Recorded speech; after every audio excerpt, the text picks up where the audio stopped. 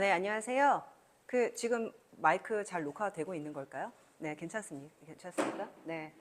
안녕하세요. 지금 소개받은 신영증권 리서치센터의 박소연입니다. 잘 부탁드리겠습니다. 네. 제가 반성하고 있습니다. 이렇게 토요일 날까지 나와서 공부 열심히 하시는 분들 보니까 제가 제 인생에 반성을 하게 되더라고요. 저 지금 집에 누워있다 나왔거든요. 그래서 저도 열심히 살아야 되겠다 이런 생각을 한번 하게 되고요. 오늘 짧게 한 50분 정도 말씀드리고 10분 정도 질의응답 하려고 하는데요. 일단 지금 경제, 금융 관련해서 여러 가지 이론적인 것도 많이 들으셨을 거고요. 그리고 실제 개인적으로 재테크를 하시는 분들도 좀 있을 것 같습니다. 근데 오늘은 제가 이게 개인 투자자들이랑 기관 투자자분들한테 제가 실제로 갖고 다니는 PT 자료이거든요. 그래서 제가 어떤 얘기들을 좀 하고 다니는지, 그리고 실질적으로 제가 다녀보면서 느끼는 점들, 그런 것들 좀 재미지게 말씀드리도록 할게요. 제 소개부터 하도록 하겠습니다. 네, 이게 모르는 사람 등장하면 보통 호구조사부터 하는 게 한국 문화잖아요. 네, 저는 제가 직접 만든 캐리커처이고요. 요새는 자기를 표현하고 드러내는 게 되게 중요하다 보니까 제가 캐리커처도 직접 만들어 봤어요. 제가 짧은 머리일 때 만들었는데 좀 비슷한가요? 저는 서울대학교 인문대학 동양사학과를 나왔고요. 동양사학과에서 제일 유명하신 분이 삼성그룹의 이재용 회장님이십니다. 만나본 적은 한 번도 없고요. 한 열학번 선배인데요. 제가 삼성생명이나 삼성화재 세미나를 가면 제 이력서 같은 거를 보내달라고 해요. 그래가지고 제가 이제 동양사학과 나왔다고 하면은 거기 상무님이 깜짝 놀라요. 혹시라도 알까봐. 그래가지고 그다음부터 대접을 엄청 융숭하게 해줍니다. 막 먹고 싶은 거 뭐 없냐, 뭐 식사 대접한다. 근데 나중에 이제 제가 아무런 연이 없다라는 걸 알면 그냥 웃으시죠. 네. 그 다음에 제가 원래는 동양사학과라는 거는 뭐 인문대잖아요. 원래는 좀 기자를 하고 싶어가지고 제가 기자 시험을 준비를 했었어요. 왜냐하면 인문대에서는 보통은 PD나 기자나 뭐 이런 언론계로 많이 빠지거든요. 그래서 선배들이 보통은 언론계에 많이 가다 보니까 저도 그냥 다 그럴 거라고 생각을 하고 이데일리라는 회사에 들어갔는데요. 이 이데일리라는 회사가 아마 최근 좀 뉴스 보시면 경제나 금융 같은 것들을 온라인으로만 내는 신문사입니다. 그러니까 이제 블룸버그라고 아시죠? 그러니까 이제 한국의 블룸버그를 만들어 보겠다고 해서 이때 창립을 했거든요. 근데 제가 이제 언론사 가기 전에 한번 경험해보고 싶어가지고 이데일리를 들어갔다가 너무 금융시장이 재밌더라고요. 홀딱 빠진 거예요. 그래가지고 나는 이런 세계를 몰랐는데 한번 실무를 해보고 싶다라는 생각에 이데일리를 1년 만에 그만두고 제가 증권사 시험을 준비를 하게 됩니다. 그래서 합격을 한 데가 대신증권이었고요. 여기 5년 있다가 그래도 공부는 해야지라고 해서 서울대학교 경제학부에서 제가 석사를 수료만 했고요. 애기 낳다 보니까 제가 논문을 못 써가지고.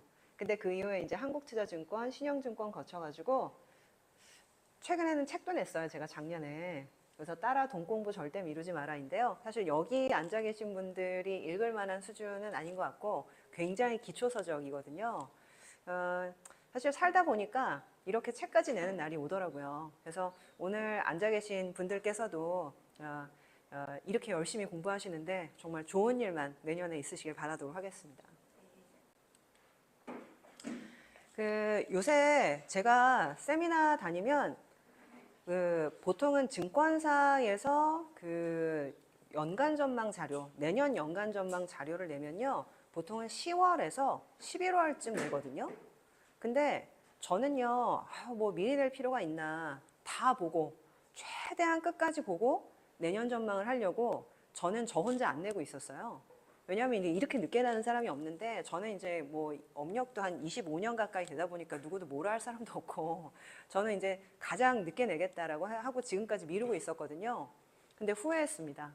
왜냐하면 제가 지금까지 연간 전망 내려고 만들어낸 모든 자료들이 이 최근의 정치적 불확실성으로 인해서 거의 절반 이상 다 폐기가 된 거예요. 그래가지고 완전히 새로 써야 되는 상황이 발생을 해가지고 차라리 미리 낼 걸. 그런 생각을 좀 많이 했는데 최근에 사실 한국 시장에 대해서 외국인들이 다 실망하고 떠난다. 막 그런 얘기 굉장히 많이 하잖아요. 그래서 이제 사실 오늘 또 표결이 있다고 하는데 지금 뭐 아마 표결을 시작을 했겠죠. 어떻게 될지는 모르겠는데 어떻게 될 것 같냐 막 이런 얘기들을 지난주에 굉장히 많이 했어요. 근데 제가 개인 투자가 분들도 세미나를 많이 다니는데 제가 기관 투자자랑 헤지펀드들도 세미나를 많이 다니거든요. 근데 지난주에 헤지펀드 두 곳이랑 컨콜을 했는데 저한테 첫 질문이 그거였어요. 탄핵되면 코스피 코스닥 폭등 아니냐. 이렇게 이게 첫 마디였거든요. 근데 두 기관 모두 똑같이 그렇게 얘기를 하더라고요. 근데 그게 왜 그러냐면 사실상은 2016년도에 그랬습니다. 2016년도에 여기 맨 위에 보시게 되면 뭐 자잘하게 글씨가 나와 있는데 제가 이제 차트로 한번 보여드릴게요. 이 차트인데요. 2차 대국민 담화. 박근혜 대통령이 제가 기억나요. 저녁에 야근하려고 제가 그 식당에서 밥을 먹고 있는데 박근혜 대통령이 갑자기 TV에 나와서 떨리는 목소리로 내가 그 국정농단을 했다라는 거를 좀 시인하는 그게 11월 초에 있었거든요. 제가 아직도 그게 기억이 나요. 밥 먹다가 도대체 뭐 하는 거지 하면서 봤던 기억이 있거든요.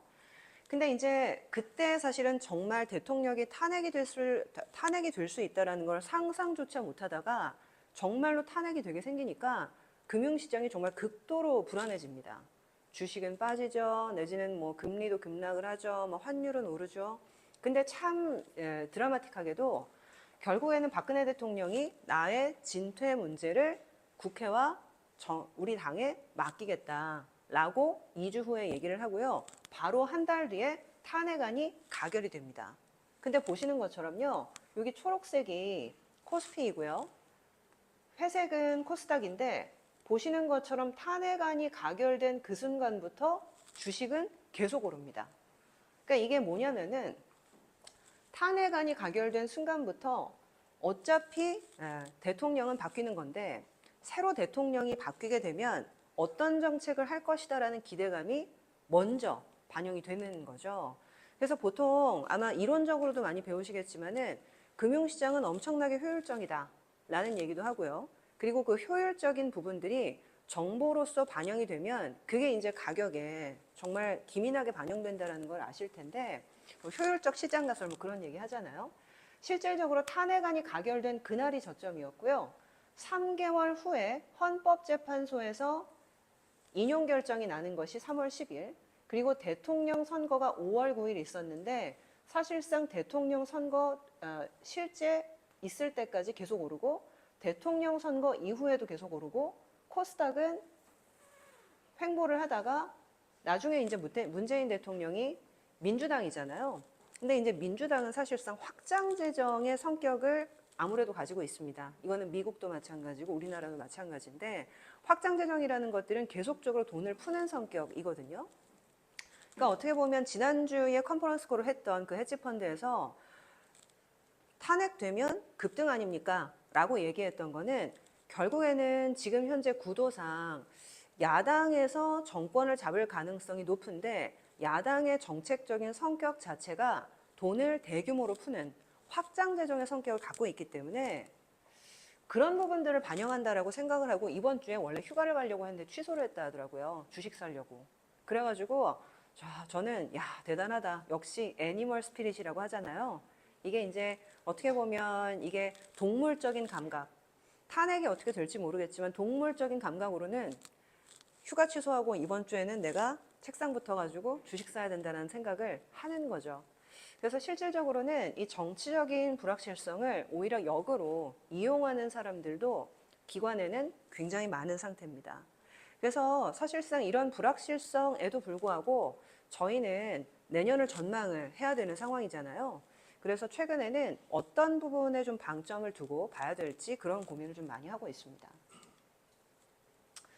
일단 저희는 이제 금융시장의 사계절 모델을 운용을 하고 있는데요. 아마 제가 여기 수업 들어오기 전에 교수님께서도 잠깐 말씀을 주셨는데 직접 뭐 만들어 보고 내지는 좀 응용해 봐라 뭐 이런 얘기를 많이 하신다고 하더라고요. 요거 사실 간단합니다. 경기 선행 지수, 그러니까 경기가 좋으냐, 나쁘냐, 뭐 그런 부분들에 대한 판단도 중요한데요. 이게 레이 달리오라는 사람이 처음에 착안을 했던 모델이거든요. 브릿지워터라고 미국에서 정말 최대 규모의 헤지 펀드가 있는데 그 사람이요, 70이 넘었어요. 근데 이제 자기도 언젠가는 죽을 거잖아요. 근데 내가 죽어도, 내가 없어도 우리 마누라, 내지는 우리 자식들, 내 손주들, 이 손주들이 내가 없어도 자산을 잘 운용하기를 바라는 마음에서 가장 간단하게 지금 현재의 경기를 판단할 수 있는 모델을 내가 남겨놓고 그거를 펀드에 적용시켜 놓고 죽어야 되겠다. 이런 생각을 했다는 거예요. 그래서 어떻게 보면 조금 따뜻함이 묻어있는 모델인데요. 사람들은 보통 경기가 좋냐 나쁘냐만 판단하잖아요. 근데 이 사람은 자기가 금융시장을 한 50년 정도 지켜보니까 절대 그렇지 않더라. 의외로 물가가 되게 중요하다는 거예요. 그래서 여기 1번이라고 되어 있는데요. 성장률도 좋고 물가도 오르는, 굉장히 어떻게 보면 리플레이션이라고 표현되는 장이긴 한데요. 경기도 좋고 물가도 좋은. 근데 2번을 가시게 되면 물가는 여전히 높긴 한데 성장률은 이미 꺾어지기 시작한, 보통 이런 거를 스태그플레이션이나 내지는 뭐 그런 형태로 표현을 많이 하죠. 그리고 이제 3번 같은 경우는 성장률이 안 좋은데 불행인지 다행인지 물가도 낮아요. 이러면 사실상은 경기가 안 좋기 때문에 물가와 금리가 자연스럽게 떨어져 줘서 어떻게 보면 경기를 좀 도와주는 겁니다. 그리고 그러면서 자연스럽게 4번으로 가게 되죠. 성장률은 좋은데 물가가 여전히 낮기 때문에 이때는 경기 회복 초기라고 불리는 모델이거든요. 근데 지금은 현재 어떤 상황에 좀 놓여 있냐면 코로나 때를 거쳐가지고 지금 굉장히 경기가 확 좋아지다가 코로나 이후로 물가가 되게 많이 올랐잖아요. 그러면서 이 모델이 왼쪽으로 움직이더라고요. 제가 아까 말씀드렸죠. 경기는 나빠지는데 물가는 여전히 높은, 안 좋아지는 겁니다. 그래서 사실상 이렇게 모델이 움직이면서 2022년도에 폭락을 했거든요. 근데 재미있게도 그 폭락한 다음에 물가가 떨어지기 시작을 하면서 금융시장이 안정화를 찾고요. 지금은 현재 여기에서 방향을 못 잡고 왔다 갔다 하고 있습니다. 그래서 저희도 사실 이 모델이 이제 어떻게 움직일지에 대한 부분들을 고민을 많이 하고 있는데요. 사실 좀 쉽지는 않은 것 같아요. 왜 예측이 좀 쉽지 않냐면 실제로 이미 우리나라의 수출 지표 같은 것들을 보면 경기가 지금 좋아져야 할 타이밍인데 나빠지고 있다라는 얘기들을 많이 하고 있습니다. 한 달에 한 번 우리나라가 수출 지표를 발표하는데요. 혹시 그거 아세요? 우리나라는요, 11월 30일까지 수출한 거를 12월 1일에 발표해요. 그 다음 날. 근데 이게 전 세계적으로는 유례가 없는 상황이에요. 왜냐하면 우리나라 공무원들이 얼마나 부지런합니까? 그러니까 전날 12시까지 땡 하고 그 수출된 거를 다 모아가지고 그 다음날 10시에 발표하는 거거든요. 진짜 부지런한 거죠. 그래가지고요, 외국인 투자자들, 그러니까 한국을 굳이 거래하지 않는 외국인 투자자들도 한국은 수출 위주 경제인데 수출 지표를 그 다음날에 발표하니까 한국 수출 지표를 보고 경제를 전망한다라고 할 정도거든요. 그래서 저도 12월 1일, 11월 1일, 10월 1일은 일요일이든 토요일이든 무조건 산업통상자원부 들어가가지고 지표를 보거든요. 근데 이번에 뽑아보고 깜짝 놀랐어요. 왜 그러냐면 수출이 우리나라 산업통상자원부는 정부 기관이니까 수출이 계속 좋다고 얘기를 하잖아요. 근데 저는 어떤 식으로 보고 있냐면 우리나라 수출의 25%가 반도체입니다. 그러니까 어떻게 보면 반도체 때문에 다른 실제 수출의 민낯이 좀 가려져 있는 부분이 있어요. 그래가지고 반도체를 빼고 그 다음에 저는 조선도 뺍니다. 이게 왜 그러냐면 배가 얼마나 큽니까? 근데 배 만드는데 한 2년에서 3년 정도 걸리는 거 아세요?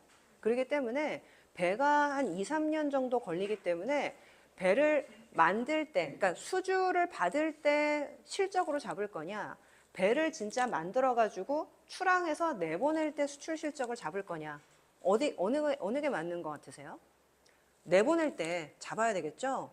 그래서 사실상 이 조선의 수출은요, 2년 전에 수주 받았을 때가 아니라 내보낼 때 잡기 때문에 지금의 경기와는 사실상 상관이 없는 부분입니다.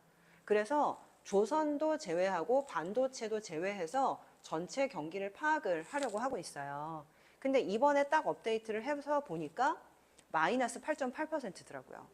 그래서 우리나라의 그 산업통상자원부는 이번 달에도 수출이 증가했고 수출액은 세계 최대, 그러니까 뭐 사상 최대이고 반도체는 여전히 잘 나가고 있고 그런 얘기를 많이 하는데 저는 이거를 뽑아보고 저 정부기관의 말은 사실 바이어스가 있다. 생각보다는 깎아서 들어야 된다. 그런 생각을 좀 많이 하고 있고요. 그래서 지금 사실은 그 탄핵 관련된 불확실성도 있고 그리고 경기 관련된 불확실성도 있는데 저희는 방향성은 내년도는 조심해야 되는 시기다.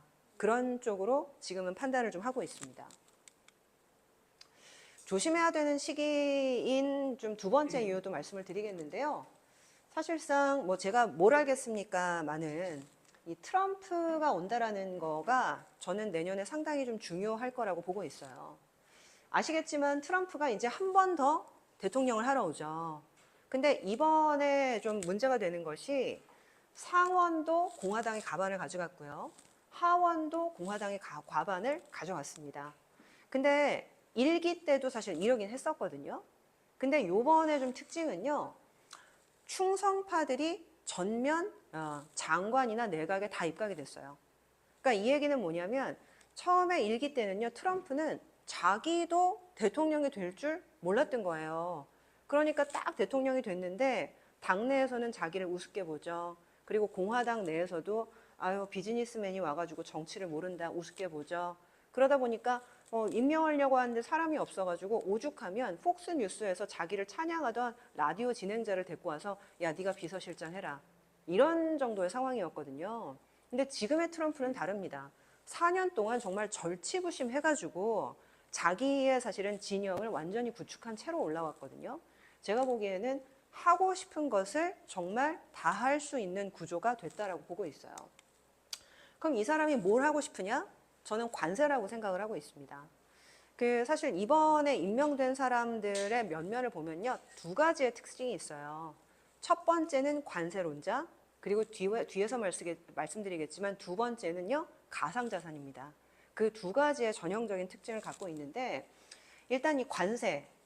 사실 트럼프는 비즈니스맨인데 관세하면 자기네들 안 좋아질 텐데 하겠어.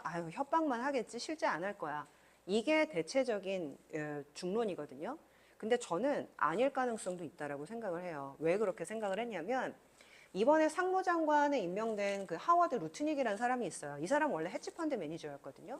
근데 이 사람이 트럼프를 따라다니면서 지지 연설을 한 것들을 뭐 다 이제 스크립트를 해가지고 누가 분석을 해놨던데 이 사람이 무슨 얘기를 했냐면 미국은 소득세가 없고 관세만 있었던 1900년에 가장 번영했고 위대했다. 이게 무슨 얘기냐면 미국 독립전쟁 했을 때 보스턴 차 사건 뭐 교과서에서 많이 읽으셨죠. 그 당시는요. 미국 정부는요. 소득세나 법인세나 이런 것들을 거둘 수가 있는 과세 체계가 없어요. 그러니까 지금 사실 세금 많이 내고 계시잖아요. 그 세금을 거둘 수 있는 시스템 자체가 없어서 실질적으로 미국은 자기네들끼리는 세금을 안 매기고요. 영국이나 다른 나라에서 수입을 할 때 매기는 관세가 세금의 전부였습니다. 그러니까 어떻게 보면 트럼프는요. 왜 우리끼리 세금을 내고 난리야. 남한테 세금을 매겨야지 왜 우리끼리 세금을 내. 그래서 나는 국내의 소득세는 낮추고 관세는 올려서 정부 수입을 충당하고 우리끼리 잘 살자는 주의인 거거든요. 그래서 사실상 이번에 의외로 보편 관세가 트럼프 취임이 언제인지 아세요? 한 달 남았어요. 1월 20일이거든요. 그래서 딱 취임을 하자마자 보편 관세나 이런 것들을 쏟아낼 거다라는 얘기가 굉장히 많습니다. 그래서 저는 사실상 지금 이미 경기도 지금 둔화되고 있고 사실 좋지 않다라고 보는데 내년도 1월 20일에 실제 취임을 했을 때 보편 관세나 이런 것들을 행정명령으로 쏟아낼 수 있지 않을까? 그래서 내년도에 사실 출발이 더 불안한 것들이 조금 있습니다. 그래서 얼마 전에 보니까 이 BCA라고요. 저는 이제 증권사에 소속된 리서치 센터 사람이잖아요. 근데 이 리서치 센터가 아무래도 증권사에 소속돼 있으면 독립적인 얘기를 하기가 조금 어렵습니다. 그나마 저희 신영증권은 매도 의견도 내고 막 중립 의견도 내고 뭐 약간 이런 증권사이긴 한데요. 그래도 사실 아주 자유롭진 않아요. 그래서 이 자유로운 의견을 내는 약간 리서치를 하고 싶은 회사들이 이런 식으로 독립회사를 차리거든요. 근데 저희는 이 BCA라는 거를 연간에 한 7천만 원 정도 주고 구독을 하고 있어요. 1년에 7천만 원 주는 리서치 센터 페이퍼를 좀 너무 비싼 거 아닌가 이렇게 생각을 하시죠. 근데 웬만한 사실은 해외의 유수의 자산운용사들은 이 BCA를 거의 다 구독을 하고 있습니다. 근데 여기에서 경기 침체 가능성이 높다라는 얘기를 최근 들어서 굉장히 많이 하고 있더라고요. 근데 그 여러 가지 이유가 관세 얘기도 좀 하고 있고요. 그리고 이제 또 하나가 누군지 아시죠? 네, 이제 내려가야 될 바이든인데요. 사실 제가 바이든에 대해서 최근 별명을 붙였어요. 보조금의 남자라고 붙였는데 이게 왜 그러냐면 미스터 सब시디. 사실 최근에 4년간 저희 남편도 주식을 하거든요. 근데 저한테 저희 남편이 주식도 하고 코인도 하는데 김치 코인 하지 마라. 국내 주식 하지 마라. 왜 하냐? 뭐 약간 이런 얘기를 저한테 엄청 해요. 그래서 솔직히 제가 애널리스트 생활만 거의 25년 가까이 하고 있는데 자꾸 그런 얘기 하니까 너무 짜증나는 거예요. 그래가지고 지금 내가 증권회사 다니는 거 알고 얘기하는 거야. 그런 얘기 하지 말라고. 근데 자꾸 낡은 얘기 하지 말고 미국 주식 하라고 자꾸 저한테 그러는 거예요. 근데 왜 이렇게 됐을까를 한번 생각을 한번 해봤어요. 얼마 전에 파이낸셜 타임즈를 읽다 보니까 티나가 왔다, 뉴 티나가 왔다. 혹시 이런 얘기 들어보셨어요? 티나가 뭐냐면은요, there is no alternative. alternative가 대체제잖아요. there is no alternative 하면은 대체제가 없다. 이것밖에 없다. 그거는 미국이다. 그러니까 이게 최근 보면요. 정말 미국 주식을 안 하면 바보가 된 것 같고, 근데 이게 주식만도 아니에요. 채권도 미국만 합니다. 예를 들면 요새 최근에 금리가 좀 인하되긴 해서 많이 내려갔지만은 올해 상반기까지 미국 달러 RP가 저희 회사에서 주는 금리가 얼마였는지 아세요? 5.5%였어요. RP라는 거는 기본적으로 수시 입출금이 일반적으로는 가능하고요. 뭐 3개월짜리인 경우도 있지만은 5.5에서 5.6%로 이율이 나오는데요. 그것도 달러로 나와요. 대단한 거 아닌가요? 그래가지고 제가 이제 다니는 패밀리 오피스 고객들은요.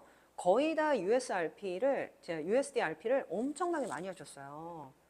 근데 이게 어떻게 보면 주식도 미국, 채권도 미국, 거기에다가 제가 아까 말씀드렸죠. 가상자산도 김치 코인은 다 망하고 미국 코인만 살아남는 정말 이제 정말 완전히 이제 미국 우위의 세상이 됐는데 왜 이렇게까지 미국 할까라고 보면 뭐 미국 우선주의에 대한 부분도 있겠지만은 저는 막대한 보조금이 바이든 행정부에서 풀렸던 부분도 저는 상당히 크다라고 생각을 해요.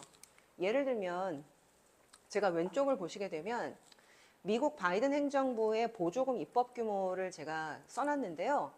코로나 구제법으로 통과된 보조금이 1.9조 달러, 인프라 투자법 1.2조 달러, 인플레 감축법 0.73달러, 다 합하니까 4.1조인데 4.1조 달러가 얼마나 큰지 약간 감이 안 오시죠? 미국의 전체 GDP가 26조 달러이고요. 실질적으로 미국이 코로나 때 코로나를 극복하기 위해서 연준이 막대한 유동성을 풀었는데 그때 풀었던 유동성이 4조입니다. 근데 연준이 푼 유동성 4조에 보조금까지 사실은 4조가 풀렸으니까 미국 GDP의 3분의 1이 되는 돈이 그냥 시중에 풀려나간 거예요. 실질적으로 경기가 안 좋을 수가 있겠습니까? 엄청나게 좋은 거죠. 근데 중요한 거는 이 보조금이 계속 될 수 있는 환경인가가 중요한데요. 트럼프는요, 보조금 때문에 미국인들이 게을러진다. 그리고 보조금을 주기 위해서 그 돈은 공짜냐? 국채를 발행해서 내고요. 그 다음에 세금을 올려서 이 보조금을 주는 거기 때문에 결국에 이 보조금이 세금을 올리는 나쁜 보조금이다라고 생각을 하는 거예요. 그래서 실질적으로 저는 트럼프가 돌아왔을 때 이 관세에 대한 부분도 있지만 이 보조금이 축소되는, 여기서 테슬라 주식 갖고 계신 분들 꽤 많으시죠. 네. 사실 이 테슬라가 일론 머스크가 하는 회사잖아요. 근데 이 일론 머스크가 나 보조금 안 줘도 되니까 2차 전지나 내지는 전기차 보조금 다 취소해도 된다고.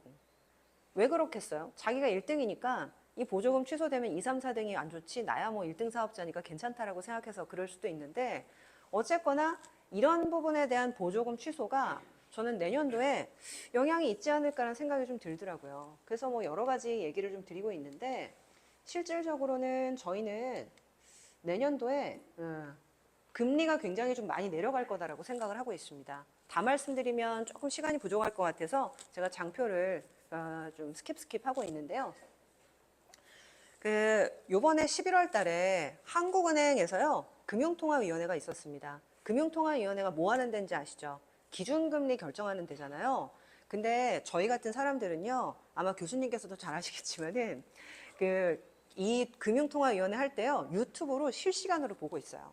근데 유튜브로 실시간으로 뭐 하냐면요, 위원들이 이제 회의장에 입장하잖아요. 그러면은 들어가는 얼굴을 봐요. 야, 얼굴이 굳었어. 저거 동결이야, 동결. 약간 이런 얘기도 하고요. 이번엔 어떤 얘기까지 있었냐면, 이창용 총재가 서울대 경제학부 교수셨잖아요. 근데 그때부터 괴짜로 되게 유명했어요. 그래서 이분은 사실은 IMF에도 계셨고, 뭐 굉장히 이제 유수의 경제학자들과 어깨를 나란히 하는 굉장히 자부심이 있는 분인데, 항상 넥타이를 되게 특이한 거를 메고 오세요. 그래서 취임했던 그 첫 번째 금통위에는 가나다라 한글이 써 있는 넥타이를, 보통은 이제 거의 중년 남성은 그렇게 안 매는 넥타이들을 메고 오셨거든요. 근데 그날은 무슨 넥타이를 메고 왔냐면 새빨간 넥타이를 메고 온 거예요. 근데 그 넥타이를 보고서 채권 트레이더들이 야, 저거 국힘한테 아부하는 거네 막 이러면서, 그때 어떤 일이 있었냐면 한국은행 그만두시고 행정부로 간다 막 이런 얘기가 엄청 있었을 때예요. 그래가지고 야, 이거 보니까 심상치 않다, 내리겠네, 내리겠어. 막 지금 그런 분위기가 엄청 있었거든요. 그러니까 제가 약간 재미있으라고 해드린 얘기인데, 11월에 사실상은 물가 때문에 금리를 못 내린다라는 생각을 엄청 많이 했을 때였어요. 근데 그 당시에 갑자기 빨간색 넥타이를 메고 들어가시는 그 총재님을 보면서 야, 오늘 내리겠네, 내리겠어. 막 그때 분위기가 약간 형성이 되더니 진짜 내린 거예요. 그래가지고 사람들이 뭐 그런 약간 뒷말들이 있었는데, 어쨌거나 11월에 내리지 않을 거다라고 생각했는데 내린 이유가 뭘까라고 보면, 제가 아까 말씀드렸던 수출 지표나 내지는 이 트럼프의 당선이나 이런 부분들로 봤을 때 불확실성이 굉장히 커졌기 때문에 경기를 방어하기 위해서라도 금리를 좀 내려줘야 된다, 이 생각을 했겠죠. 그리고 중요한 거는 제가요, 서울에서도 많이 다니지만은 뭐 대전 내지는 부산, 대구, 뭐 지방에도 저희 쪽 점포가 많이 있기 때문에 많이 다니거든요. 근데 정말 요새 뭐 반포 한강 보이는 아파트가 60억에 거래가 됐다며 막 이러면서 엄청 화두잖아요. 근데 지방은 정말 아직도 부동산이 많이 안 좋더라고요. 그래서 부동산 PF라고 하잖아요. 프로젝트 파이낸싱. 사실 그 부동산 PF가 살아나기 위해서는 지방의 경기, 그리고 지방의 부동산 경기가 조금 살아나서 수요가 회복이 돼야 되는데, 여전히 지방 부동산이 살아나지 않다 보니까 지금 건설사들, 그리고 저희 같은 증권사들도 거기에 굉장히 많이 물려 있거든요. 그래서 어떻게 보면 금리를 조금 내려줬으면 올해 살아났어야 되는데 살아나지 않다 보니까 더 내려야 되는 상황이 되는 거죠. 그러면 이거를 좋아할 것이냐? 사실 채권을 들고 있는 사람들은 좋아요. 아시겠지만 채권은 금리가 내려가면 가격이 올라가는 거고요. 그리고 내가 지금 받는 이자가 금리가 내려가면 다시는 받을 수 없는 이자가 되기 때문에 보통 이런 경우에는 채권 선호가 많이 일어나거든요. 근데 어쨌거나 이렇게 금리를 안 내릴 거라고 생각했던 시점에 금리가 내려간다는 거는 생각보다 지금 경기가 안 좋다라는 하나의 방증이기도 한 거죠. 그래서 저희는 일단은 2023년도 시장 좋았고요. 2024년도 시장 좋아서 한 2년 좋았어요. 근데 내년도가 3년 차거든요. 그래서 저희는 보통 이런 형태를 그 늙은 강세장이라는 표현을 많이 합니다. 그러니까 강세장이 엄청 젊은 강세장도 있어요. 이제 막 태어나면 뭐 젊은이들이 얼마나 이제 뭐 신납니까? 그래서 막 이제 활개치고. 근데 늙은 강세장은 올라가긴 올라가는데 힘이 없어요. 그래서 지금이 약간 늙은 강세장의 형태인가? 이런 생각도 좀 하고 있거든요. 그래서 일단 내년도는 저희 신영증권은 조금 보수적으로 생각을 하고 시작을 하고 있다라고 말씀을 드리도록 하겠습니다. 그 다음에 또 하나 최근에 좀 트렌드를 하나 말씀드리면 가상자산입니다. 제가 주말에 집에서 애들이 이제 시끄러우니까 그 집 근처 스타벅스에 가가지고 제가 이제 뭐 책을 많이 읽거든요. 근데 옆에 한 70대 전후로 되어 보이시는 이제 시니어 분들이 앉으셔가지고 너무나도 재미있게 담소를 하시더라고요. 근데 이제 그 얘기가 저한테 들리잖아요. 그랬더니 야, 그 솔라나 사야 돼, 솔라나 막 이러면서 지금 아직까지도 이더리움 같은 걸 하고 있어 막 이러니까 아유 뭐 솔라나가 뭐예요? 이랬더니 아 거참 답답할세 하면서 할머니 할아버지들끼리 가상자산을 엄청 얘기를 많이 하고 계시는 거예요. 너무 깜짝 놀란 거예요. 그리고 얼마 전에는 제가 이제 국민연금이 전주에 있거든요. 그래가지고 국민연금에 이제 전주에 세미나를 제가 되게 자주 가는데 거기에 이제 세미나를 갔다가 택시를 타고 익산역으로 이동을 하고 있었어요. 근데 이제 택시 운전하시는 분께서 손녀도 있으신 되게 지긋한 이렇게 어르신이었는데 하나 말 좀 물읍시다 하면서 가상자산 거래하려면 어떻게 해야 됩니까? 이렇게 얘기를 하시는 거예요. 그래서 뭐 어르신 하시게요? 그랬더니 근데 되게 복잡해요. 이렇게 K뱅크도 터야 되고요. 업비트라는 거 일단 까셔야 되는데 손녀분한테 물어보시면 잘 해주실 거예요. 그랬더니 나도 해보려고 하는데 아직 손녀가 어려가지고 하면서 물어보시더라고요. 그러니까 제가 진짜 그러니까 이게 굉장히 좀 특이한 현상이라고 생각했던 게 사실 저는 모든 자산을 다 거래를 해보거든요. 제가 2016년도부터 가상자산을 했었어요. 그러니까 이제 이익도 보고 손실도 보고 했는데 16년도, 17년도는요 젊은 사람들만 많이 했습니다. 그러다가 2000년부터 한 2020년 코로나 와중에 가상자산이 한 번 더 떴는데 그때는 장년층은 잘 안 하시고요. 한 3, 40대들까지 조금 확장이 됐던 것 같아요. 근데 최근에는요, 나이가 많은 어르신들도 가상자산 되게 많이 하시더라고요. 그래가지고, 야, 이제는 정말 주식시장보다 가상자산의 거래량이 늘어났다라는 게 진짜 사실이구나라는 생각을 많이 했는데, 요새 미국에서 가상자산 옹호론자들을 전부 다 전면에 배치하고 있는 거를 아실 겁니다. 그래서 이거를 믿어야 돼, 말아야 돼. 아니면 왜 저러는 거야? 사실 저는 그게 제일 궁금하거든요. 왜 가상자산을 전면에 그러니까 규제 완화론자를 배치해가지고 육성을 시키려고 하는지. 일단은 요번에 이제 재무장관인 스캇 베센트라는 사람이 임명이 됐는데 이 사람이 재무부 기금으로 BTC, 비트코인을 전략적 비축 자산화 하겠다라는 얘기를 했어요. 예를 들면 금을 비축하기도 하고요. 원유를 비축하기도 하거든요. 근데 재무부 기금으로 비트코인을 비축하겠다. 이거는 정말 엄청나게 사실 좀 혁신적인 발상이거든요. 그리고 어떤 얘기 많이 하냐면 저희는 이제 자산 배분을 하기 때문에 이 자산 배분에 있어서 에셋 클래스, 그러니까 그 에셋 클래스라는 게 그 레고 블럭을 보시게 되면 그 레고 블럭이 네모난 것도 있고 긴 것도 있고 내지는 동그란 것도 있고 그렇잖아요. 그러니까 어떻게 보면 그거를 이제 조합을 하기 위한 에셋 클래스들이 존재하는데 그러면 네모난 블럭, 세모난 블럭이 있는데 갑자기 보도 못한 블럭이 들어오잖아요. 그러면 얘를 같이 섞어서 할 건가 아니면 배제할 건가라는 거를 생각을 해야 되는데 지금 현재 가상자산이 딱 그 경계에 놓여 있습니다. 예를 들면 지금 내가 재테크 하신다고 할 때 미국 주식, 한국 주식, 내지는 홍콩 주식, 그 다음에 국내 채권, 해외 채권, 그 다음에 뭐 몇 개 부동산 펀드, 그 정도를 많이 고려를 하시잖아요. 근데 가상자산도 내가 범주에 넣어야 되나? 라는 고민들을 하실 수가 있거든요. 근데 저는 이게 가상자산 양성화가 본격화될 가능성이 높다라는 느낌을 확 받았습니다. 왜 그러냐면 여기 오른쪽을 보시게 되면 스테이블 코인이라는 거 혹시 아실까요? 아마 여기 젊은 분들은 아실 수 있고요. 근데 조금 나이가 많으신 분들은 요거에 대해서는 처음 들어보신다라고 생각할 수도 있는데 혹시 코인은요 24시간 거래되는 거 아시죠? 주말도 없고요. 그래서 지금도 딱 열어보시면 계속 코인 가격이 변동해요. 근데 기본적으로 모든 자산은요, 가격이 변동하기는 하지만 거래가 되려면 사실은 그 거래를 매칭할 수 있는 안정적인 시스템이 필요합니다. 그런데 예를 들면 비트코인 가격 계속 변동하죠. 이더리움 가격 계속 변동하죠. 솔라나 가격 계속 변동하죠. 그럼 이 변동하는 거는 거래 수단이 되게 어려워요. 제가 이 생수를 딱 사려고 했는데 이 생수 가격이 바로 얼마 전에는 0.01 BTC였거든요.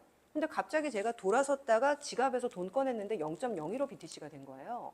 그럼 거래할 수 있겠습니까? 그래서 그 거래를 매개할 수 있는 가격이 정해진 코인을 스테이블 코인이라고 해요. 그 스테이블 코인의 가격은 1달러당 1스테이블 코인으로 정해진 코인이 있습니다. 그래서 이제 이 스테이블 코인들이 되게 많이 존재를 하는데 그 스테이블 코인에 그러면 1달러의 가치는 누가 담보를 하느냐? 내가 이거 1달러야라고 정한다고 사람들이 믿어주지 않잖아요. 그래서 그거를 믿어주기 위해서 대부분의 스테이블 코인은요, 미국 국채를 굉장히 많이 보유를 하고 있습니다. 그래서 대부분 미국 국채 중에서요, 한 달짜리 T빌, 3개월짜리 T빌도 있고요. 그리고 CP, 예를 들면 그 커머셜 페이퍼 같은 것들은 굉장히 이제 우량 기업들의 어떤 CP 같은 것들을 모아놓은 그런 MMF도 존재하는데 그런 사실은 우량 사실은 채권들이나 단기 채권 같은 것들을 엄청나게 들고 있어서 잘 안 보이시겠지만요. 우리나라가 들고 있는 미국 채권보다 이제 스테이블 코인이 들고 있는 미국 채권이 더 많아졌다고 하더라고요. 그러니까 이게 저는 여기에서 의문이 풀렸던 게 지금 현재 미국 국채가 계속적으로 지금 미국이 엄청난 적자를 보고 있기 때문에 채권 발행을 계속해서 이 적자를 메워야 되는 상황이거든요. 근데 중요한 거는 적자를 메우려면 이 채권 발행이 계속 정상적으로 돼야 되는데 지금 미국 연준도 코로나 때 채권을 너무 많이 샀다가 지금은 계속 뱉어내고 있는 상황이거든요. 중국이 예전에 소화를 많이 해줬는데 중국과 사이 안 좋죠. 중국이 이제 소화 못 해주는 거죠. 그런데 여기에서 스테이블 코인이 미국 국채 소화를 도와주고 있는 겁니다. 그래서 어떻게 보면 이거는 스테이블 코인 양성화는 달러 패권과 연관이 된다라는 생각을 미국에서 하기 시작을 한 것 같아요. 그래서 어떻게 보면 이 달러 패권과 내지는 가상자산의 양성화가 이게 일치되는 지점이 있다라는 것이 지금 현재 미국의 대체적인 시각입니다. 그래서 이번 월요일 날 저희 회사에 혹시 위스덤 트리라는 ETF 운용사를 아시는지 모르겠는데요. 사실 뭐 ETF 운용사 중에서는 한 6위 정도 하는 회사인데요. 그 회사가 저희 회사에 미팅을 왔어요. 그래서 이제 파트너십 같은 거를 맺고 싶다라고 얘기를 했는데 그러면서 자기 회사 자랑을 하는 게 지금 미국에서는 토크나이제이션, 그러니까 이런 어떤 자산에 대한 유동화나 이런 것들을 토크나이제이션이라고 하거든요. 이게 엄청나게 사실은 부밍이고 트럼프가 당선된 다음에는 사실 이게 내년도에 엄청나게 활성화될 가능성이 높다라고 생각을 해서 지금 이거에 대해서 우리가 굉장히 잘 준비가 된 회사고 그리고 유럽 쪽에서도 우리가 토크나이제이션으로는 1위 하는 회사다. 그러면서 우리랑 같이 파트너십 하지 않을래 뭐 이런 얘기를 하러 왔더라고요. 근데 진짜 사실 경기가 안 좋은데 안 좋은 과정에서도 여러 가지 변혁은 나타나고 있는 거고요. 그래서 저도 아직까지는 우리나라에서는 사실 가상자산이 아직 그 법이 없어요. 이게 모든 사실은 증권거래법에는 증권, 보험, 은행 이런 것들을 관할하는 업권법이라는 게 있습니다. 증권업을 관할하는 업권법, 은행업을 관할하는 업권법, 그리고 보험업을 관할하는 업권법이 있는데 가상자산은 업권법이 없어요. 그래서 아직까지는 이거를 제도로 사실은 들여오기가 되게 어려운 상황인데 미국에서 이렇게 빨리 가게 되면 우리나라도 고민을 해야 되는 상황이 분명히 오지 않을까. 그래서 내년도에는 의외로 저는 이 가상자산에 대해서 좀 진지하게 고민을 해야 되는 시점이 올 수도 있겠다. 그런 느낌을 조금 받고 있습니다. 네. 그래서 이게 이제 최근에 미국에서 좀 벌어진 가장 좀 큰 변화였던 것 같고요. 마지막으로 중국 얘기만 좀 해드리고 질문 받도록 할게요. 저희는 내년도에 그 중국을 굉장히 좋게 보고 있어요. 그래서 사실 미중 갈등이 지금 굉장히 심해지는데 왜 중국에 대해서 긍정적인 의견인지 조금 궁금하신 분들도 있을 텐데요. 저는 중국이 얼마 전에 9월 달에 경기 부양 정책을 발표를 했거든요. 여기 사진 보시게 되면 세 사람이 앉아 있는데 이 세 사람이요. 중국에서 경제 관련된 정책을 관할하는 가장 높은 사람입니다. 한 명은 인민은행 행장, 한 명은 금융감독 총국장, 한 명은 증감위 주석인데 저는 이 사진을 보고 좀 깜짝 놀랐어요. 왜 그러냐면 중국은 공산주의죠. 그리고 사회주의잖아요. 그래서 보통은 어떤 식의 정책을 할 때 그냥 그 뭐 인민은행 홈페이지에다가 그냥 올려놔요. 어나운스먼트를.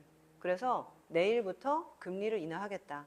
지준율을 인하하겠다. 금리는 어떻게 하겠다. 그냥 공표하면 그만이에요. 그러면 공산당원들이 뭐 일사불란하게 정책을 이해합니다. 근데 여기 보시게 되면 기자들 앉아 있고 질문 받고 있잖아요. 그러니까 이런 식의 기자회견을 잘 안 해요. 근데 이번 같은 경우에는 이렇게 앉아가지고 질문 받으면서 우리가 뭘 하려고 하는지 굉장히 열심히 설명을 하고 있거든요. 그래서 저는 이걸 보고 특이하다라고 생각을 했는데 최근에 그래서 내년도에 중국 시장이 좋아질 거라고 생각하는 의견이 점점 늘어나고 있습니다. 그게 왜 그러냐면 일단은 최근에 경제공작회의라는 게 있었는데 이 경제공작회의가 중국에서 뭐 이 공산당 내에서 정치국 상무위원까지 참석하는 가장 중요한 경제회의 중에 하나인데요. 트럼프가 2016년도에 당선이 됐을 때는 중국조차도 트럼프가 당선될 거라는 생각을 거의 못했다가 지금은요, 몇 년 전부터 올 수 있다, 올 수 있다, 알고 있었잖아요. 그리고 몇 달 전에 아마 기억하시죠?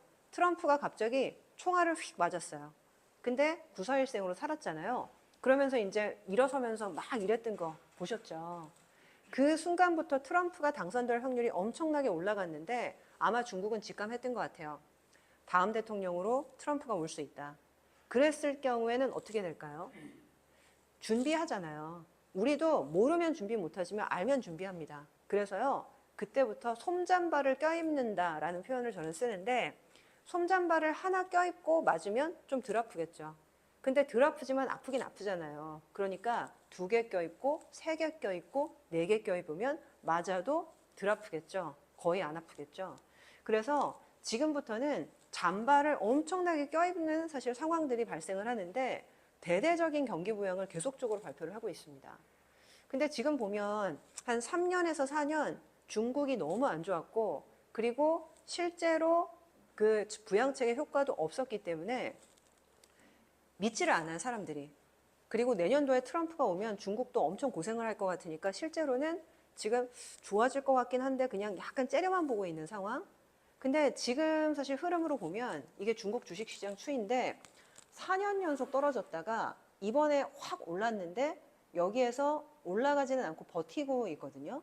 그러니까 어떻게 보면 지금 간을 보고 있는 상황이죠. 정말 진짠지, 얼마나 할 건지. 근데 저는 시장을 보면서 그런 느낌을 갖고 있어요.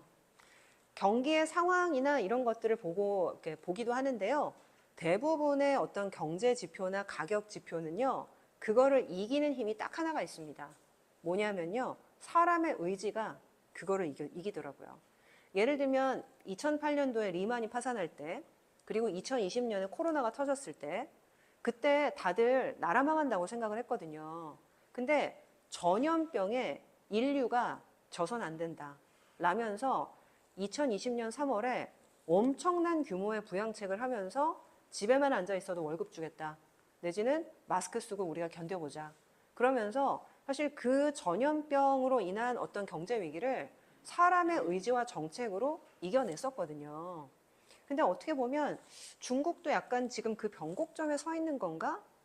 저는 이런 생각이 좀 들더라고요. 그래서 실질적으로는 이게 바로 이제 며칠 전에 발표된 건데요. 이게 중국 시기별 거시경책 기조인데 화폐 정책 완화, 재정 정책 적극 이 2가지를 채택한 게 2008년도 이후 처음입니다.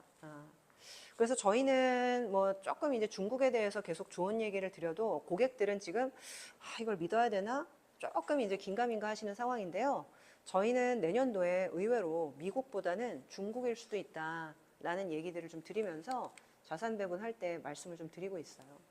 마지막은 행동주의 좀 말씀드리려고 사실 장표 갖고 왔는데 조금 아까우니까 3번만 할까요? 네.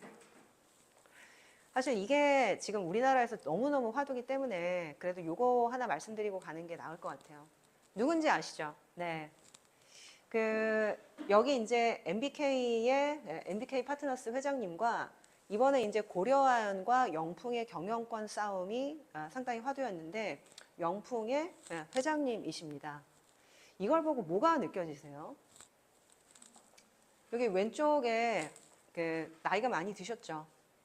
사실 한 10년 정도 있으면 정말 돌아가실 수도 있는데 노년을 편하게 보내시면 되지 왜 이런 일을 하실까 이런 생각도 좀 드시지 않으세요? 근데 이게 사실 저희는 사회적인 문제라고 생각을 합니다. 이게 뭐냐면요. 대부분 우리나라 기업들은요. 6.25 이후에 만들어졌어요. 안 그런 기업도 있지만. 그래서 그때 30대인 사람들이 기업을 만들고요. 그때 사실 30대에 성공하신 분들이 지금 사회의 원로로서 모든 지분을 최대 주주로서 들고 있습니다. 근데 중요한 거는 그분들이 이제 곧 돌아가시거나 이미 돌아가신 분들이 많아요. 근데 우리나라의 상속세는 전 세계 최고죠.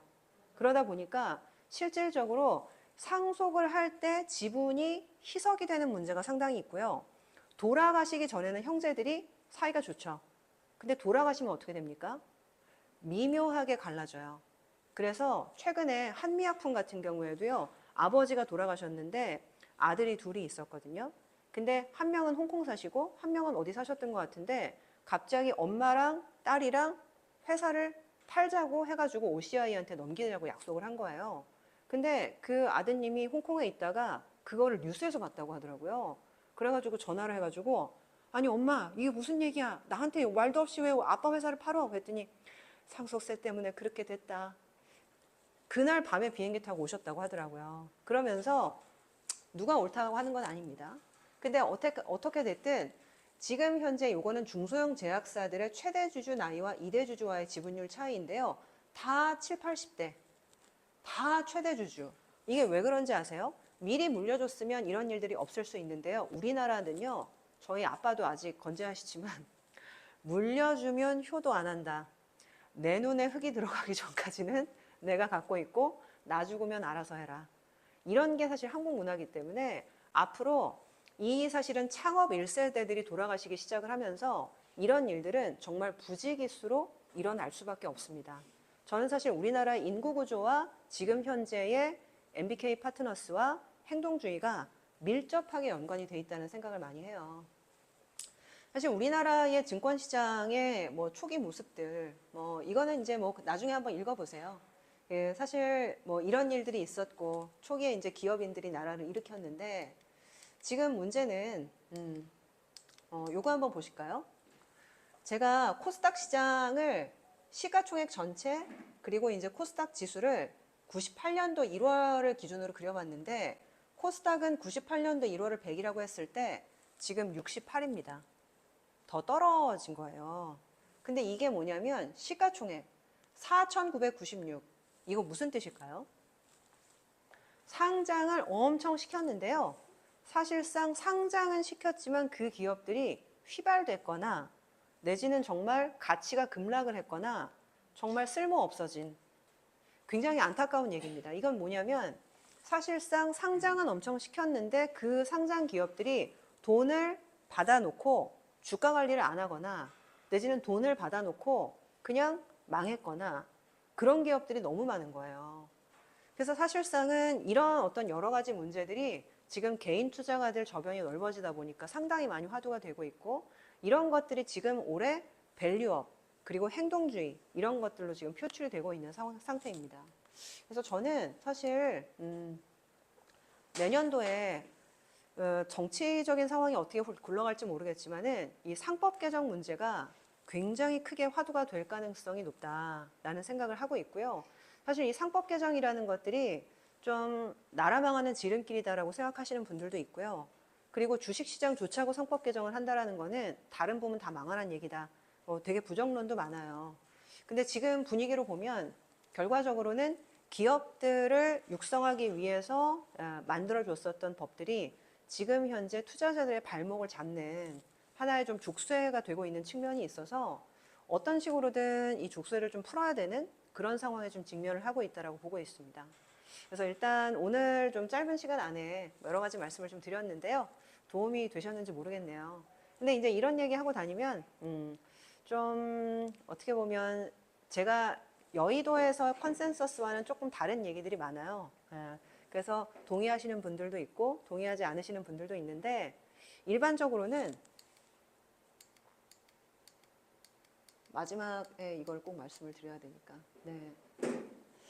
이게 워렌 버핏과 찰리 먼거 사진인데 저희 신영증권은 한국의 버크셔 해서웨이를 표방을 하는 회사입니다. 뭐 잘 사실 젊은 층들은 많이 모르시기도 하는데요. 제가 실제로 한 2년 연속 버크셔 해서웨이 주주총회도 다녀왔어요. 근데 이 사람이 항상 얘기를 하는 부분이 뭐냐면요. 아까 저 교수님께서 하워드 막스 얘기하셨는데요. 호황은 우리에게 쓸모없는 교훈만 준다. 뭔 얘기인지 아세요? 하워드 막스 책에 나오는 얘기예요. 제가 한번 읽어볼게요. 호황은 투자는 쉬운 것이고 당신은 투자의 비밀을 알고 있으며 리스크에 대해서는 걱정할 필요가 없다라고 생각하게 만든다. 하지만 값진 교훈은 불황에서 얻는다. 그런 점에서 나는 운 좋게도 특별한 시대를 살았다. 나는 70년대에는 석유파동, 스태그플레이션, 니프티 피프티 폭락 이런 시기를 겪었고 블랙 먼데이도 겪었고 채권 대학살도 겪었다. 하지만 이것이 나의 투자 철학을 형성하는 데 주요했다. 언제든지 나쁜 일이 있다라고 생각을 하고 하다 보니 나는 그 정말 험난한 길들을 거쳐나갈 수가 있었다는 거예요. 그래서 실질적으로는 저는 안 보이는 곳에 기회가 있다라는 생각을 되게 많이 하고 있고요. 안 좋을 때 어떻게 보면 투자할 수 있는 기회는 더 커지는 부분도 있다. 그런 생각을 많이 하고 있습니다. 마지막은 헝그리 저지 이펙트인데요. 네. 이게 뭐냐면 판사들한테 가석방의 비율을 실제 조사를 한 거래요. 이게 뭐냐면 아침밥 먹고 딱 들어가면요. 가석방을 엄청 많이 줍니다. 근데 점점 당이 떨어지면서 기분이 나빠질 거잖아요. 배고프니까. 간식 시간 바로 직전에는요. 가석방 비율이 빵이 된다고 하더라고요. 점심 먹고 다시 들어오면 또 가석방을 엄청 잘 줘요. 기분이 좋으니까. 근데 또 이제 계속 떨어지고 근데 또 푸드 브레이크 있던 다음에는 또 가석방 비율 올라갔다가 떨어지고 식사 잘 하시고요. 네, 건강 항상 열심히 챙기시길 바라겠습니다. 네, 이상입니다. 감사합니다. 네.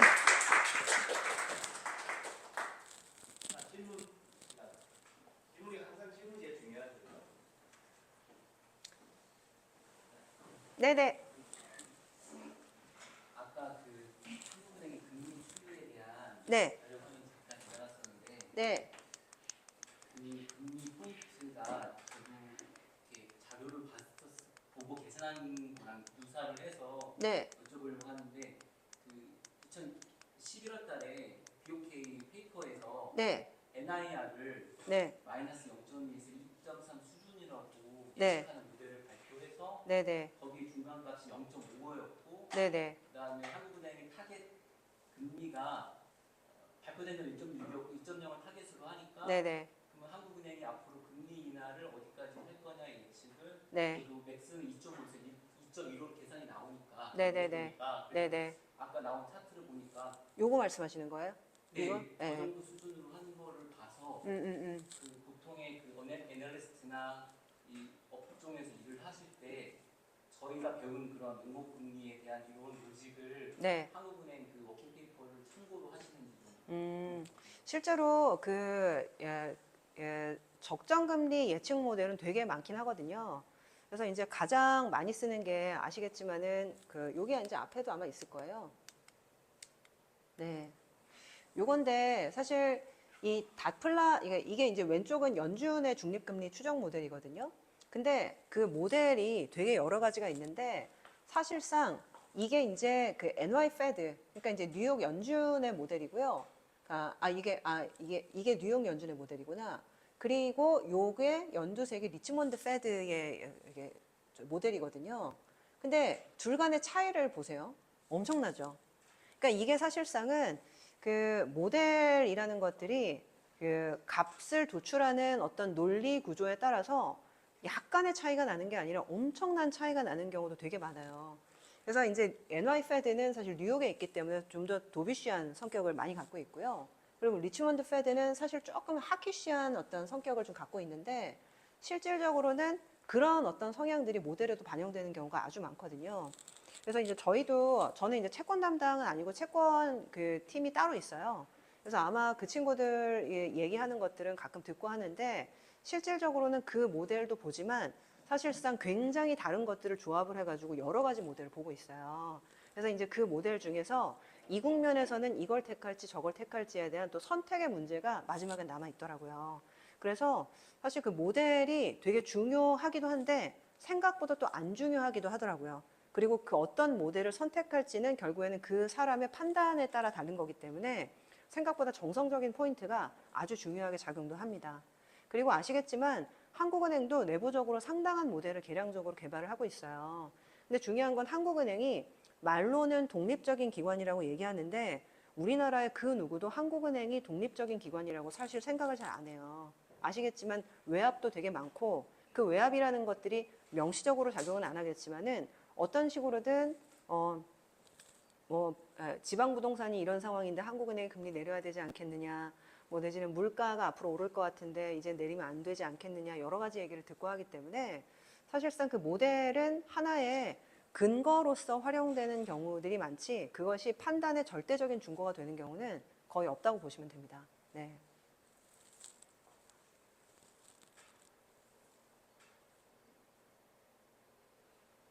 네네. 저는 조금 다른, 죄송합니다.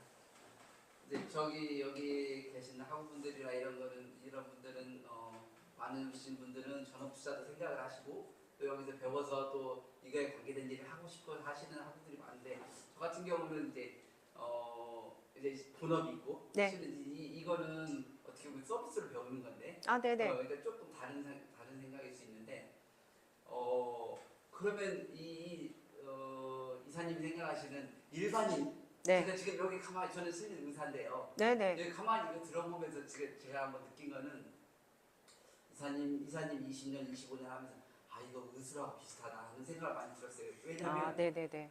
제가 환자들한테 왔을 때 환자들이 원장님 인터넷에 보니까 이 병은 뭐뭐뭐래요. 근데 그러신 분들은 대부분 다 실패를 해요. 왜? 제대로 알지 못하니까. 아, 네네. 실은 제일 좋은 환자는 뭐냐? 원장님 저한테 원장님한테 맡길 때 원장님 해주세요 하는 사람이 제일 좋은 치료 효과가 나타나요. 왜? 그 사람은 알아도 모른 척하고 근데 어느 정도 아는 사람 와서 하면 저는 그냥 대부분의 사람들이 같은 동료들도 그 사람이 원장님 인터넷에 이렇게 하는 게 좋대요. 그러면 그렇게 하세요. 이런 식으로 해주고 더 이상 어떤 얘기를 안 해요. 똑같이 여기서 이사님이 하시는 걸 들어보니까 제가 여기서 배워서 뭐 좀 해볼까 하는 거는 게임이 안 되는 상태겠구나. 무슨 말씀이세요? 그다음 두 번째 아까 얘기했듯이 좋은 의사가 되려고 하면 네. 똑같은 얘기대로 많은 실패를 겪어야 돼요. 병원마켓에서처럼 우리가 항상 세미나에 가면 의사들끼리 세미나에 가면 소규모 세미나 할 때는 뭐냐 페이퍼 메모리를 꼭 해요. 내가 무슨 수술했는데 나 거기 그때 했을 때 뭐가 진짜 힘들었어. 근데 그거는 어디에 논문에도 안 나와요. 왜냐 항상 내가 발표할 때 그러네요. 나 이거 잘했어. 그러네요. 나 이거 좋아만 하지. 누가 내가 이거 했는데 나 이거 그때 너도 아마 당해볼 거야. 그때. 그러면 이거는 누가 책에도 안 쓰지만 그런 거 꼭 쓰는 사람들 몇 명 있어요. 아까 무슨 어떤 거 보여주셨는데 아, 네네네. 그런 게 실제로 현업이 있는 사람한테 아주 잘 팔리는 저널이에요. 똑같은데 그래서 이건 서론이 길었고 저는 이제 제가 이거 배워서 실은 제 동료들이나 이런 사람들한테도 물어보는데 나 이런 걸 어디다가 투자해야 돼? 아니 이거 어떻게 해야 돼? 하는데 제가 궁금한 거는 이 사람들 또한 우리 일반인들 대상으로 했을 때 이사님이 생각하는 자산 배분은 어떻게 했으면 좋을까? 아, 네네네네. 이게 왜냐면 저는 이제 1학년이고 네. 이제 햇병아리인데 네네네. 그 딸아 그 책에 보면 나는 우리 딸은 주식은 5%만 했으면 좋겠어. 아, 정확하게.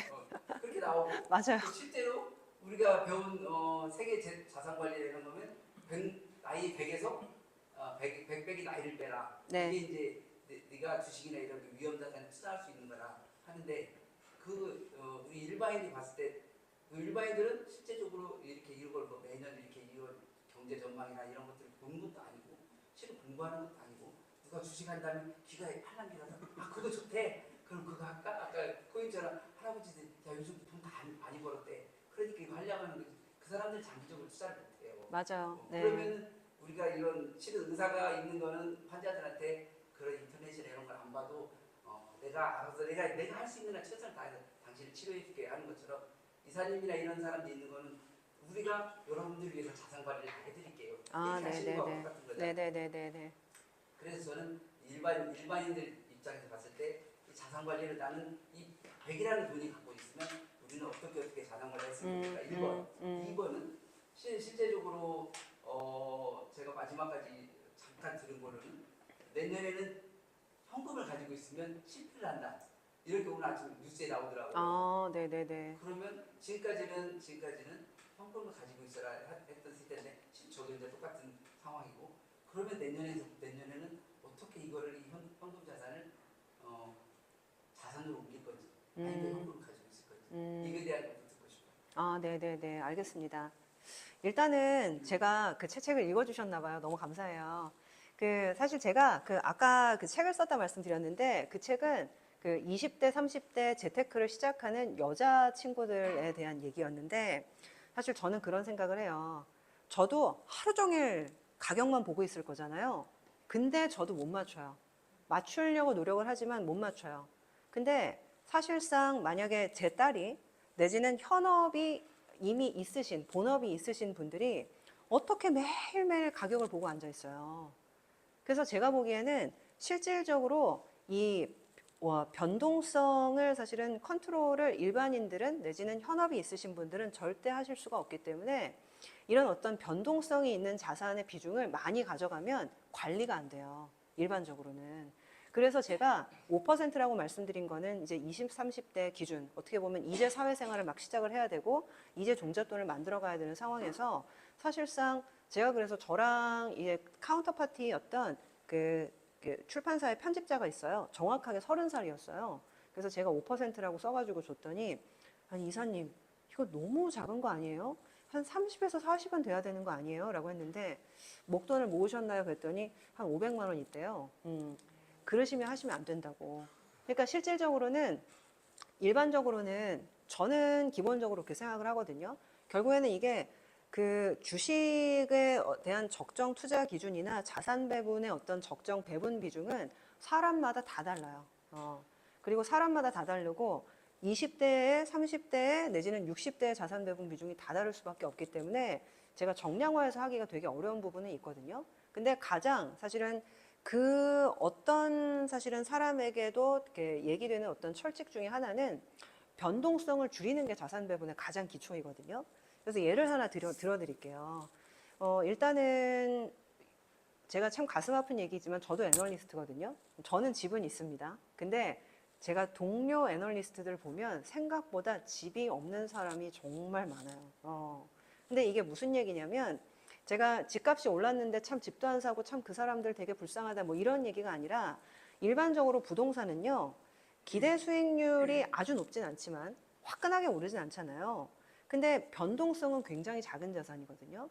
근데 주식은 오르면 화끈하게 올라가는 자산인데 변동성은 굉장히 작은 자산이에요.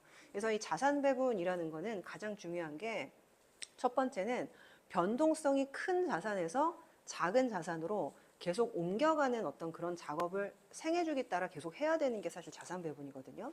근데 중요한 거는 일반적으로 사람들은요, 변동성이 작은 거에서 자꾸 이게 기대 수익률이 높아 보이니까 이쪽으로 옮겨가요. 근데 그러면 안 되거든요.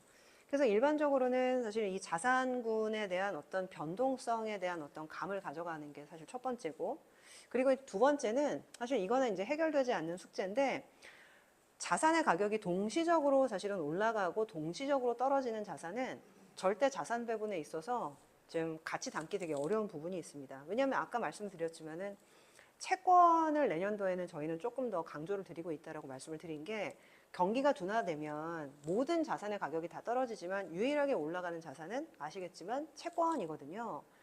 이건 이제 상관관계가 다르게 움직인다는 거죠.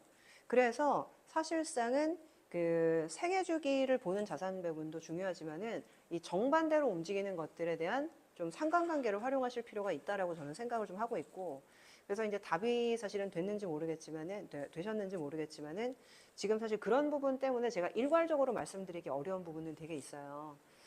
그리고 일단 그렇지만 그래도 저희 같은 애널리스트는 항상 답을 드려야 되기 때문에 내년도에 대해서는 제가 갖고 오진 않았지만 지금 작업 중으로 하고 있거든요. 내년도에는 일단 채권 투자 비중을 올해보다는 좀 많이 올리려고 합니다. 왜냐하면 저희가 이제 봤을 때는 경기나 이런 부분들이 내년도에 하강할 가능성이 상당히 높다라고 생각을 해서 주식은 올해보다는 비중을 좀 낮추고 채권에 대한 비중을 좀 높이는. 근데 아까 현금도 말씀하셨는데 현금도 사실 채권이에요. 왜냐하면 그냥 생현금 들고 가시는 분 별로 없잖아요. 뭐 어떻게 보면 MMF든 카카오의 뭐 2% 이자 통장이든 그런 데 넣어서 이자를 받으시잖아요, 보통은. 현금도 채권입니다. 그래서 실질적으로는 채권에 대한 비중을 내년도에는 조금 더 강조를 좀 드리고 있는 상황이고요. 주식에 대해서는 이게 주식도 사실 여러 가지 스타일들이 있는데 미국이나 이런 쪽의 주식들이 굉장히 좀 좋았는데 저희는 채권 같은 주식, 배당이 사실 그런 형태라서 배당주를 조금 더 강조를 드리고 있어요. 그래서 주식은 비중은 낮추지만 배당주 위주로 접근을 해야 된다. 제가 아까 행동주의 이런 것들 말씀 많이 드렸는데 주주들한테 잘 보이려면 배당을 많이 줘야 되거든요. 그래서 이제 주식은 비중은 낮추지만 배당주 위주로 가져가자라고 말씀을 드리고 있고 채권 쪽은 제가 거래하는 패밀리 오피스 손님들을 많이 보면 일반적으로 채권에 대한 투자 비중이 한 50% 정도는 되시는 것 같아요. 그러니까 왜냐하면 채권에 대한 투자 비중이 그 정도 깔려 있으면 여기에서 변동성이 나와도요. 변동성이 좀 작아 보이거든요. 견딜 수가 있습니다. 근데 예를 들면 채권 비중이 없이 주식을 100 가지고 있다라고 생각하면 그 변동성 때문에 잠이 안 와요. 본업이 안 되십니다. 아마 진료하다가도 생각나실걸요? 그렇게 되면. 그래서 사실상은 어느 정도 상관관계가 반대로 움직이는 자산들을 깔고 전체 포트폴리오의 변동성을 낮춰주는 게 가장 기본이다라고 생각을 좀 하고 있어서 일단은 그랬을 때 저희가 과거 수익률을 보면 연평균 7에서 8%는 충분하게 가져갈 수 있는 금리나 이자가 나오더라고요. 그래서 그 정도를 저희는 좀 목표로 가져가고 있고 가장 중요한 거는 또 잃으면 안 됩니다. 그러니까 이게 한번 뭐 투자하다 보면 잃는 경우도 있지라고 생각을 할 수 있는데 잃는 거를 최소화하는 게 굉장히 중요하더라고요. 왜냐하면 아시겠지만 50% 한번 떨어지면 그게 복구되려면 100% 벌어야 하잖아요. 근데 이거 사실은 한번 50% 한번 잃고 나면 그 100% 벌기가 너무너무 힘들기 때문에 한 번 이 드로우다운이 생기게 되면 2, 3년 동안 내지는 5년 동안 너무나도 고생을 해야 돼요. 그래서 6, 7%에서 10% 벌더라도요. 절대 잃지 않고 따박따박 모아가면 그게 사실은 복리가 되는 거거든요. 그래서 이제 워렌 버핏 자서전 같은 걸 보면은 스노우볼 이펙트를 굉장히 강조를 해요.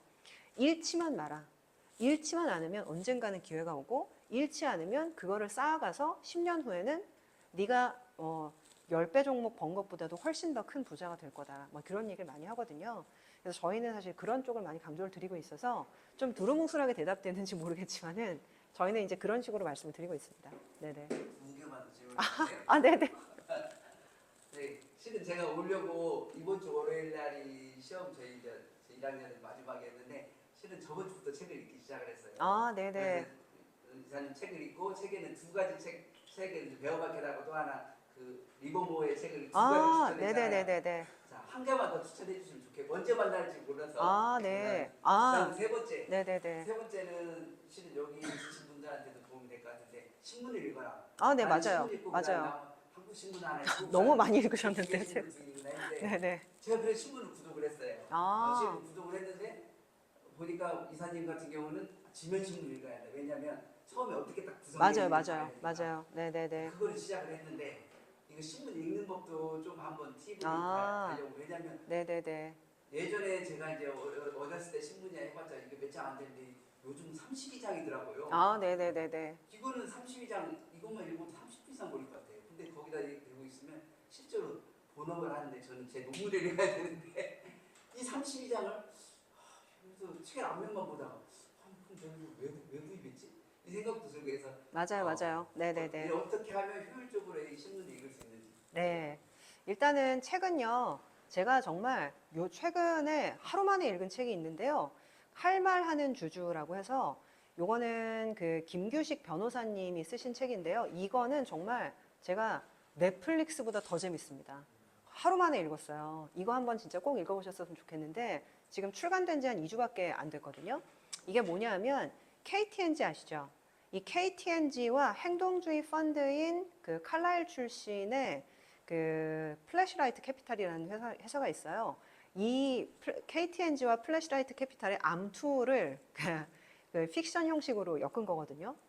너무 재밌어요. 진짜 이런 일들이 사실 있었구나라는 것들을 알게 되는 부분이 있고, 그리고 제가 그 출판사 사장님이랑 친한데 제가 너무 재밌게 읽었다고 하니까 이거를 2명 베테랑 편집자를 그 집어넣어가지고 심혈을 기울여서 편집을 하셨다 하더라고요. 제가 진짜 읽었던 책 중에서 소설보다 더 재밌는 거는 이 책이 처음입니다.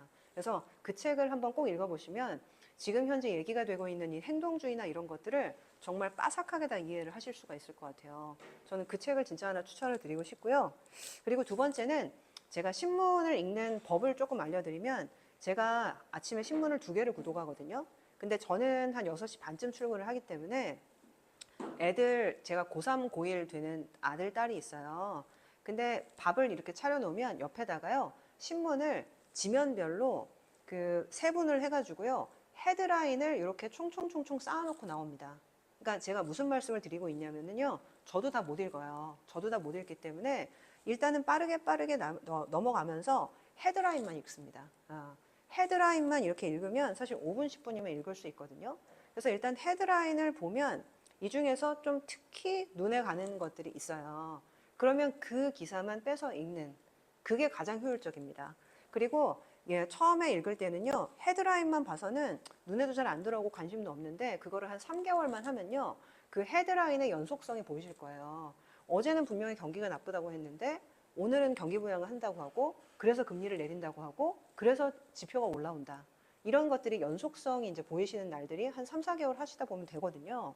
그래서 일단은 아마 시간이 다들 없으실 테니까 헤드라인만 한 그 5분 정도 보면, 그 헤드라인 뽑는 사실은 기자를 보통 편집 기자라고 하거든요. 편집 기자가 대부분은 모든 사실 신문사에서 왕입니다. 그리고 그 편집 기자가 어떻게 그 헤드라인과 제목을 뽑아주느냐에 따라서 그 기사의 어떤 정말 중요도, 뭐 조회수 이런 거 다 달라지기 때문에 생각보다 제목을 굉장히 심혈을 기울여 뽑거든요. 헤드라인만 보셔도 저는 성공이라고 생각하시고요. 여기 이제 이렇게 여성분들도 되게 많으신데 저처럼 이제 아이들 키우시는 분들도 좀 있을 거고, 근데 그 아이들 그 밥상머리에 이렇게 해서 헤드라인만 사실은 쫙 놓고 가시는 거 저는 강추드립니다. 저희 큰애가 문과인데요. 저희 애가 상당히 신문이나 이런 것들을 많이 봐요. 근데 그런 게 도움이 된다고 하더라고요. 네. 네네네. 주세요. 네네. 질문 주세요. 해주세요. 네, 괜찮습니다. 네. 중국 증시가 네. 좋을 거라고 하셨잖아요. 네네네. 중국 증시에서 어떤 섹터가 더 좋을지. 아, 광고 매출 비즈니스 네네네. 플랫폼 기업들도 좋을지. 사실 저는 플랫폼 기업보다는 지금은 그 어떻게 보면 바이든 행정부에서 했던 거를 지금 중국이 똑같이 하려고 하는 것 같아요. 그러니까 이거는 여기다 내놓진 않았는데 우리나라의 상법이 있잖아요. 중국에서는 상법이 아니라 그거를 회사법이라고 얘기를 합니다. 근데 이번에 중국에서 회사법 개정이 있었어요. 근데 우리나라의 상법 개정과는 목적이 완전 틀린데요. 이게 뭐냐면 혹시 수권자본제도라고 들어보셨어요? 이게 뭐냐면 자본금이 100억인데요. 사실상은 발행할 수 있는 자본금은 200억까지 열어놓는 거예요. 근데 이게 왜 그러냐면 보통 우리나라에 지금 산업은행, 수출입은행 이런 국책은행들이 있는데 국책은행들이 보통 이 수권자본제도를 많이 활용하거든요. 왜냐하면 지금은 내가 자본금이 100억 있지만 자본금을 확장을 할 수 있는 거예요. 정부한테 출연을 받아서. 그럼 그걸로 뭐 하겠습니까? 연구기금으로 주는 거예요. 그래서 실질적으로는 지금 이 공급망 관련돼서 미국이 모든 것들을 맡고 있으니까 중국도 자체 개발해야 되고요. 그리고 자체 개발해가지고 국산화해서 그걸로 기술 독립을 해야 된다라고 생각을 엄청 하고 있기 때문에 그런 부분에 대한 연구 출연들을 굉장히 많이 할 생각을 갖고 있는 것 같아요. 그래서 이미 지금 중국에서 올라가고 있는 뭐 섹터나 이런 것들을 보면 제가 이름을 까먹었는데 그 현재 엔비디아가 이렇게 올라간 게 GPU 때문이잖아요. 중국산 GPU를 하는 데가 있어요. 이 회사가 올해 지금 하반기에만 주가가 굉장히 많이 올랐거든요. 근데 제가 이름을 기억이 안 나네요. 한번 찾아보시면 나올 거예요. 이런 회사라든지 그리고 실제 중국 요번에 이거는 이제 미국의 ADR이 상장이 돼 있는데 그 허사이라는 회사가 있어요. 제가 추천드리는 거 전혀 아닙니다. 한번 공부해 보세요. 요새 이제 미국에서 라이다, 그러니까 미국에서 자율주행 관련돼서 지금 일론 머스크가 규제 완화를 추진을 하고 있거든요. 근데 아시겠지만 라이다가 원래 차량에 자율주행을 하려면 저기랑 나 사이에 거리가 얼마나 떨어져 있는지 알아야 되잖아요. 근데 일반적으로 사람은 눈이 두 개이기 때문에 이 눈으로 대충 거리를 압니다. 근데 카메라가 하나면 거리를 모르잖아요. 그래서 방식이 카메라를 여러 개 해가지고 거리 측정을 하는 방식이 있고요. 레이저를 쏴요. 그럼 돌아오죠. 그러면 레이저를 쏴서 돌아오는 시간을 측정을 해서 쟤랑 나랑 얼마 떨어져 있다는 걸 알 수 있는 방법이 있는데 중요한 건 라이다가 훨씬 더 정확도가 높거든요. 근데 라이다가 몇 년 전만 해도 대당 한 2천만 원이었어요. 근데 중국산 라이다가 보급이 되기 시작을 하면서 역시 중국은 위대한 것 같아요. 라이다의 가격이 200만 원까지 떨어졌다고 하더라고요. 근데 사실 이 회사가 미국에 상장이 돼 있는데 지금 ADR로 거래가 되고 있고 요새 많이 움직이더라고요. 그러니까 이제 약간 이런 회사들 어떻게 보면 중국 국산화한 기술의 어떤 국산화를 이룬 회사들이 되게 많이 오르고 있거든요. 그래서 제가 보기에는 이런 플랫폼 비즈니스나 이런 것들은 약간 예전의 컨셉이고요. 지금 중국이 이런 식으로 주식시장을 부양하는 이유가 뭘까? 그 이유는 결국에는 미국과의 체제 경쟁이거든요. 그 체제 경쟁의 선두에 설 수 있는 기술 기업들이 아마 저는 차기 주도주가 된다. 그런 생각을 좀 갖고 있어요. 네네.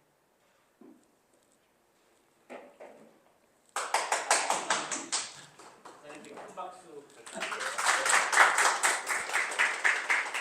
너무 좋은 말씀 많이 해주셨어요. 제일 중요한 건 끼를 만든다. 원래부터 그 얘기 했다고 그랬거든요. 1번, 2번 다 잊지 말아라고 했죠. 여러분 항상 그 리스크를 관리하는 게 중요하다는 사실을 알고 막상 뭐 자산 배분 뭐 아까 좋은 질문 하셨는데 그래서 어떻게 하는데 자산 배분 그래서 저희가 이번에 동아리를 만듭니다. 다음 학기부터 이제 론칭 되는데 졸업하시는 분은 좀 아쉽지만 다음 학기부터 우리가 이제 랩을 하나 만들거든요. 만들어서 수업 중에 다뤘던 내용들을 뭐 특강이라든지 아니면은 주기적으로 모여서 우리가 실제로 어떻게 할 건지를 만들어 볼 거예요. 엑셀이라든지 스프레드시트를 활용해가지고. 그래서 시간 되시는 분들은 그 동아리에 참여하셔가지고 나오시면은 저도 만나고 또 우리 학우들하고 같이 좋은 실제로 어떻게 적용할 수 있는지 재산 배우고 그 내용에 학습할 계획을 가지고 있으니까 많이들 참석해 주시면 좋겠습니다. 자, 우리 이사님 다시 한번 큰 박수.